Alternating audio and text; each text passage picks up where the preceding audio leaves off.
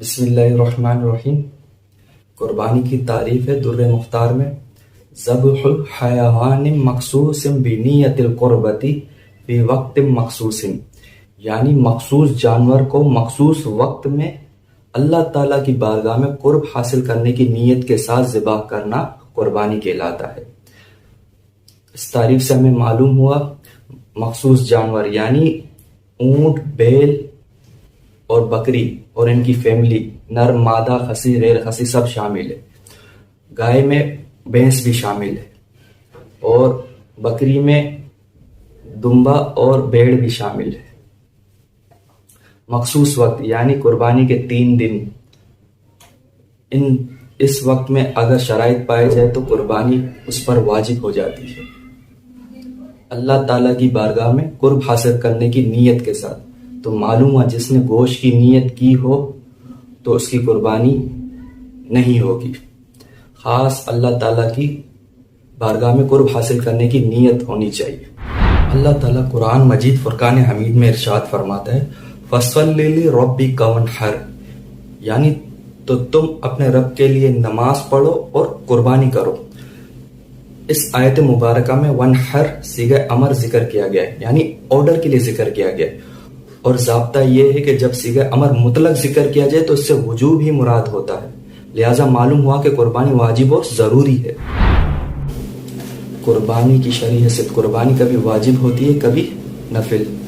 واجب جن میں 4 شرائط پائی جائیں اس پر قربانی واجب ہے۔ نمبر 1 مسلم ہونا، لہٰذا غیر مسلم پر قربانی واجب نہیں۔ نمبر 2 مقیم ہونا، لہٰذا مسافر پر قربانی واجب نہیں۔ نمبر 3 مالک نصاب ہونا، لہٰذا غیر مالک نصاب پر قربانی واجب نہیں۔ مالک نصاب یعنی جس کے پاس 7.5 تولہ سونا یا 52.5 تولہ چاندی، یا اتنا کیش جو 52.5 تولہ چاندی کی مقدار ہو، یا پھر مال تجارت جو ان کے 52.5 تولہ چاندی کے مطابق ہو، یا پھر ان کے علاوہ جو سامان حاجت اصلیہ سے زائد ہو، تو وہ حاجت اصلیہ سے زائد ہو اور وہ 52.5 تولہ چاندی کی مقدار پہنچ چکا ہو، تو اس شخص پر قربانی واجب ہو جاتی ہے۔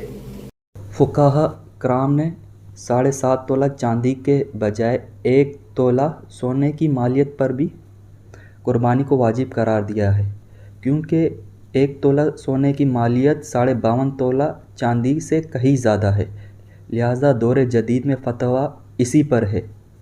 اگر کسی کے پاس 1 تولہ سونا ہے تو اس پر قربانی واجب ہے، نہیں کرے گا تو گناہگار ہوگا۔ نمبر 4 بالغ ہونا، لہٰذا نابالغ پر قربانی واجب نہیں۔ قربانی کی جانور کی عمریں: اونٹ کی عمر کم سے کم 5 سال ہونی چاہیے، گائے کی عمر کم سے کم 2 سال اور بکری کی عمر کم سے کم 1 سال ہونی چاہیے۔ مقررہ عمر سے کم ہو تو قربانی جائز نہیں، اگر زیادہ ہو تو جائز بلکہ افضل ہے۔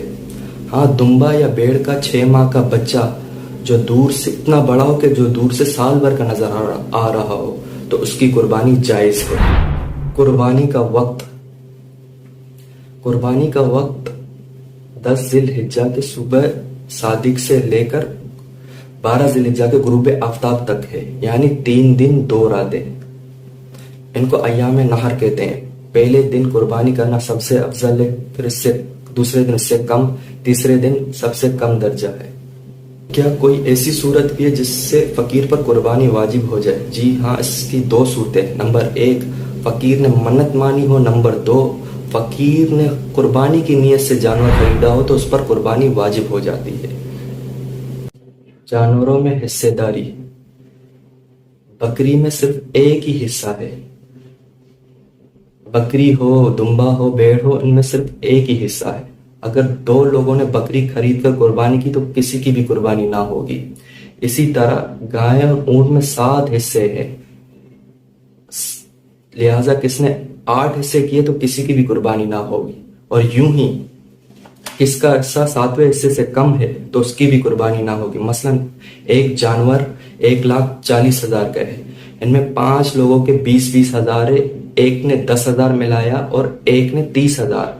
جس نے 10,000 ملایا اس کا حصہ 7ویں حصے سے کم ہے جو کہ 20,000 ہو رہا ہے، لہٰذا جس نے ایسا کیا تو کسی باقی 6 کی بھی قربانی نہ ہوگی۔